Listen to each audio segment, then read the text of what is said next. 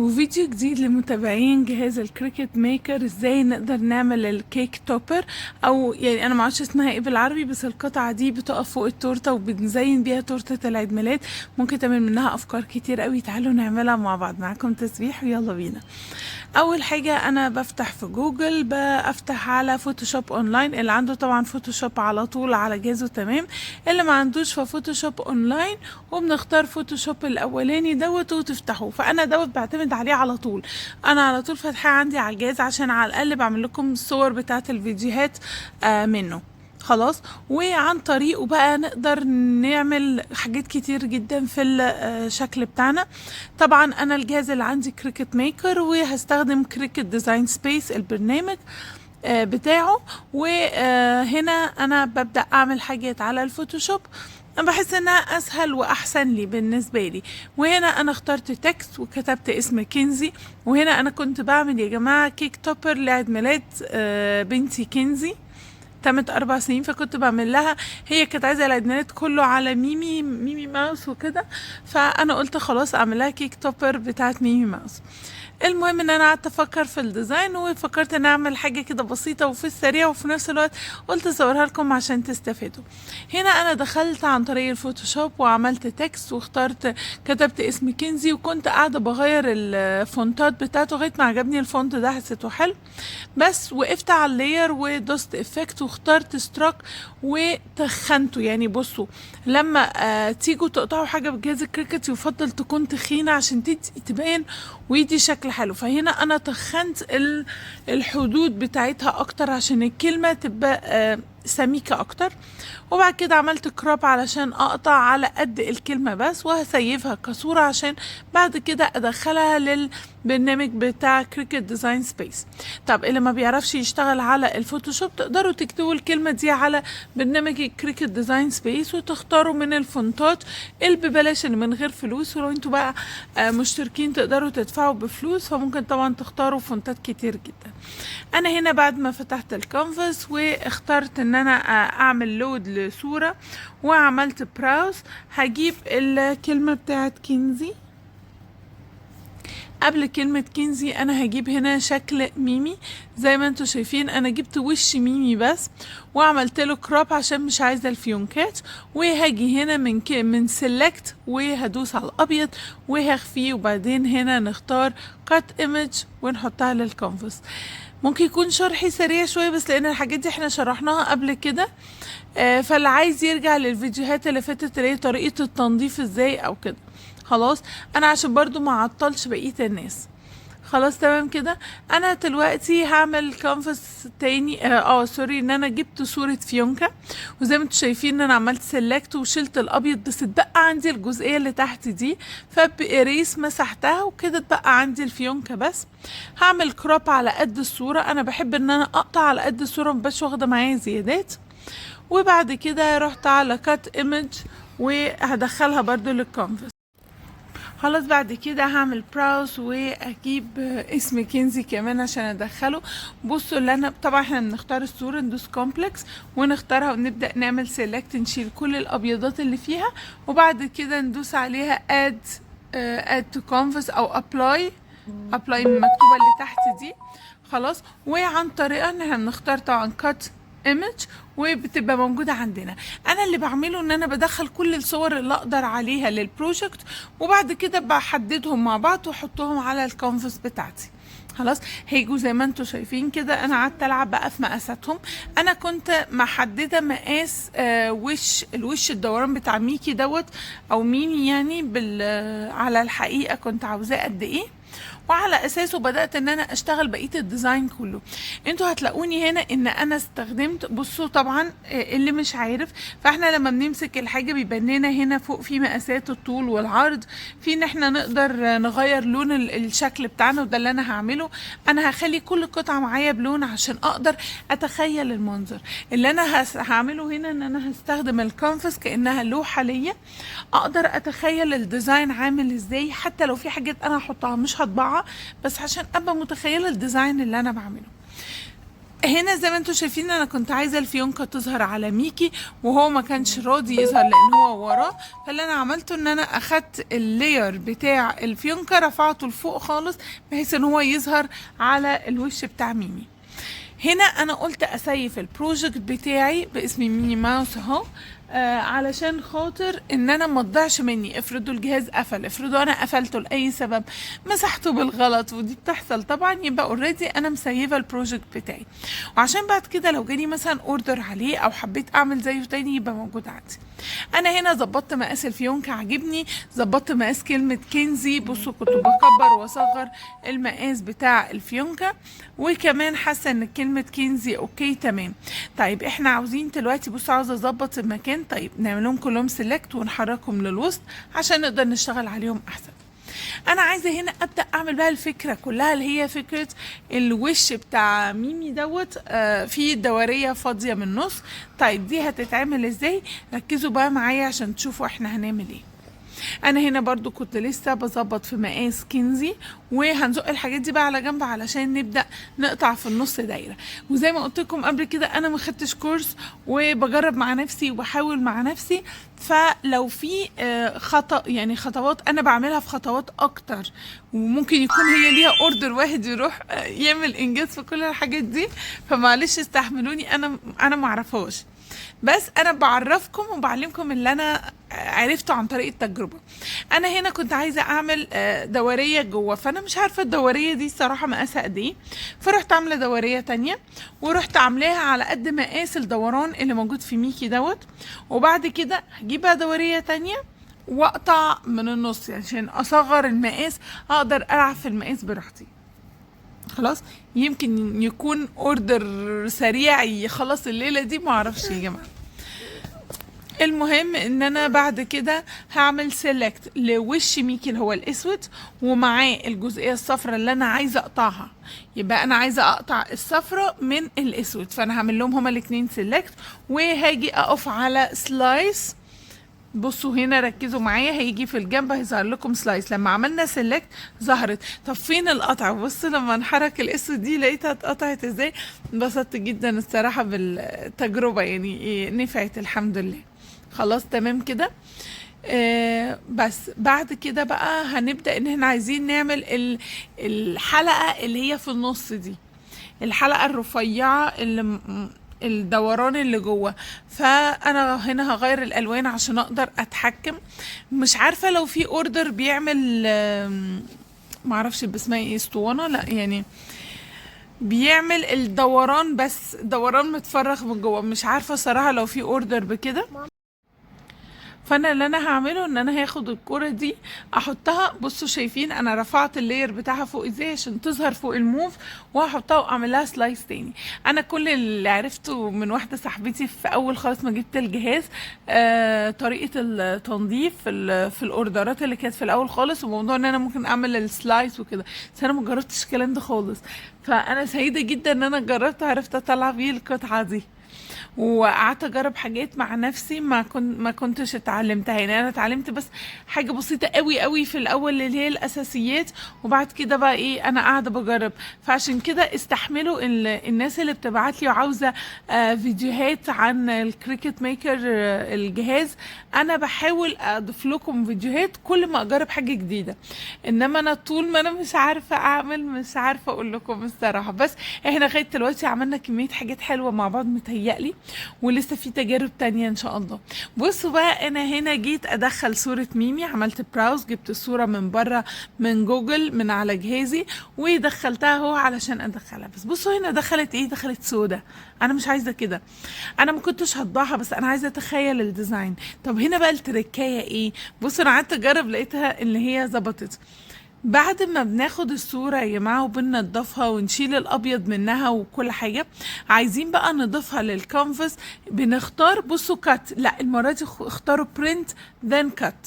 اوكي كده هتدخل لكم جوه في الكانفاس كصورة. انا ولا هطبعها ولا هقصها ولا هعملها اي حاجه، انا مجرد بس عشان اتخيل الديزاين. فانبسطت الصراحه ان انا عملتها. ممكن يكون حاجات اللي انا بقولها لكم دي تافهه جدا لاي حد تاني محترف او شغال، بس بجد انا قبل ما اعرفها كنت قاعده بفكر طب اعمل ايه، طب كده قبل ما اجرب اعمل التوبر دوت كنت حاسه ان قد ايه الموضوع صعب، وقد ايه انا هقدر اقص طبقات صور، وان انا ازاي اقص دي من دي وكده. انا ما كنتش متخيله ان انا هعرف اعمله. بس الصراحه يا جماعه ان كل حاجه بالتجربه بجد هتعرفوا، ولما تعملوها انتوا بنفسكم وتضيفوا حاجات من دماغكم كمان وتحاولوا وتجربوا وتعلموا نفسكم، بجد هتلاقوا الموضوع سهل جدا، والجهاز ده ممتع جدا وسهل جدا، بس عايز حد فاضي. المهم ان انا رحت كمان جبت رقم 4 ونضفته وعملت له كروب، وهناخده بقى معانا كمان هناك.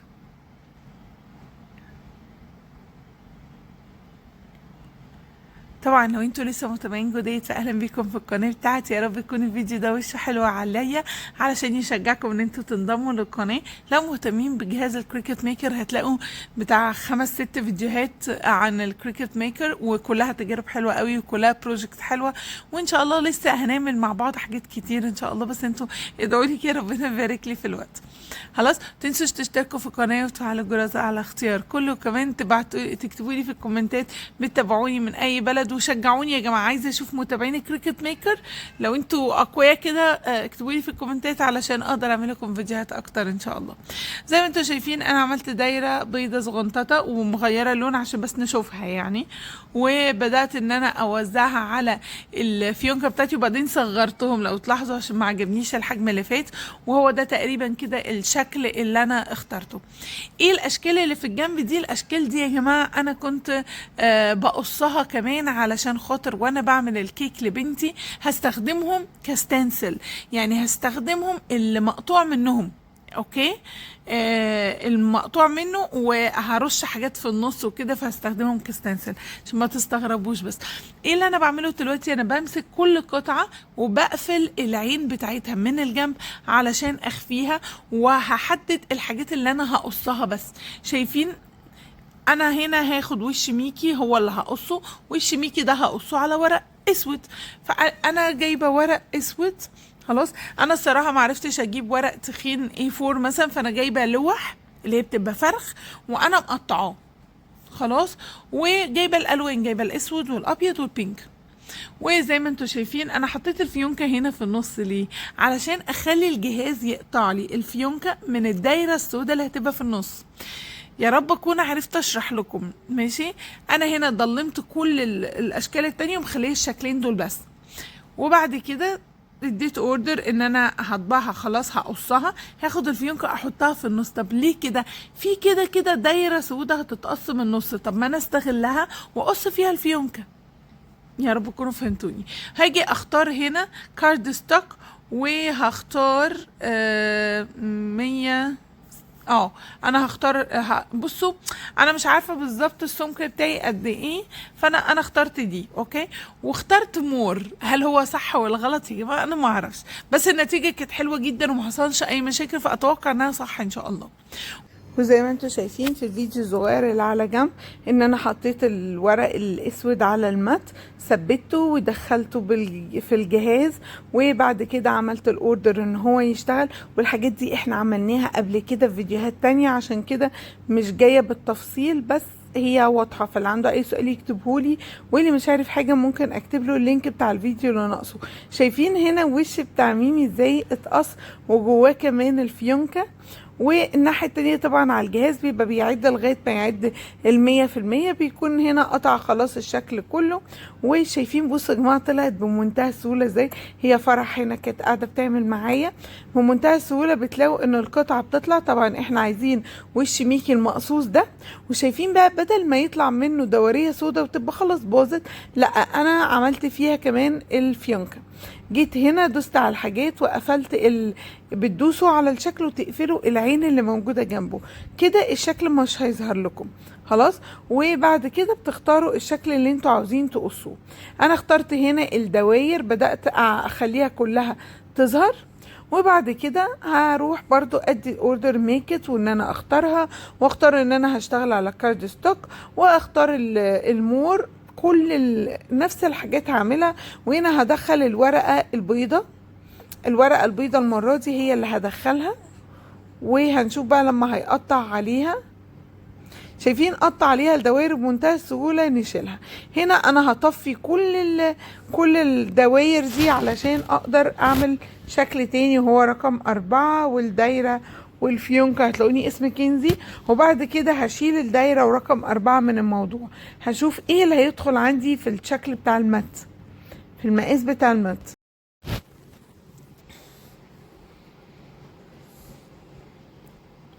خلاص انا هطفي العينين، بصوا بطفيها زي بتاع اللي جنب الاربعة والدايرة، وهقص دول كنزي والفيونكة، وبرضو هختار كاردستوك نفس الحاجات.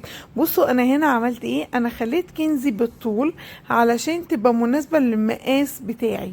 خلاص، وشايفين هنا خلاص قصت اهو وشكلها واضح جدا. طبعا انا بدوس على السهمين وبطلع المات بتاعتي من الجهاز وابدأ اشيل الشغل بتاعي من عليها، وهعمل نفس الموضوع على رقم 4. تعالوا نشوف هنا بقى الاشكال كلها اللي طلعت معانا اهي. انا جمعتها، بس ميمي دي انا اللي قصاها بايدي، وجبت مجموعة من الجليتر لان انا قررت ان انا اعمل رقم 4 والدايرة الرفيعة دي بالجليتر، ودي شاليمو. تقدروا تجيبوا اي شاليمو تاني، بس ممكن لازم تبقى شفافه عشان ما تبانش معانا. وده يا جماعه دبل فيس، بس مختلف شويه ان هو فيه زي سفنج كده عامل سمك شويه، ودوت اللي انا هستخدمه. ليه بقى؟ علشان اقدر احط القطع دي فوق بعض بس بطبقات مختلفه. يعني قطعه هحط تحتيها حته سولوتيب واحده، قطعه تانية لا هخليها مجوز، قطعه تانية هخليها 4، فيبقى في حاجات طالعه ونازله. هاجي هنا امسك الرقم 4 والدايرة بتاعتي، وابقى حاطة ورقة وهحط لهم جلو واحط عليهم جليتر زي ما انتوا شايفين كده. طبعا الورقة علشان الجليتر اللي هيقع نقدر بعد كده ناخده او نرجعه العلبة تاني. وهنا فرح برضو كانت بتشارك في الموضوع. انا فكرت ان انا احط جليتر لون ايه، لقيت ان ده انسب لون الصراحة ان انا احطه. تعالوا بقى نبدأ نجمع الاشكال بتاعتنا تاني ونشوف هنعمل ايه.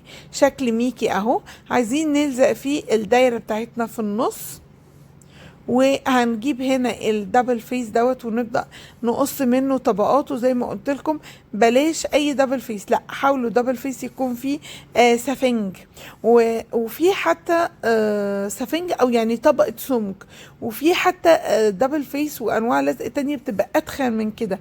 كل ما السمك بتاعنا تخن كل ما القطعة بتاعتنا يبقى شكلها احلى، يبقى فيها حاجات طالعة ونازلة. احنا مش عاوزين كله لازق في بعض، الجمال هنا في الطالع والنازل.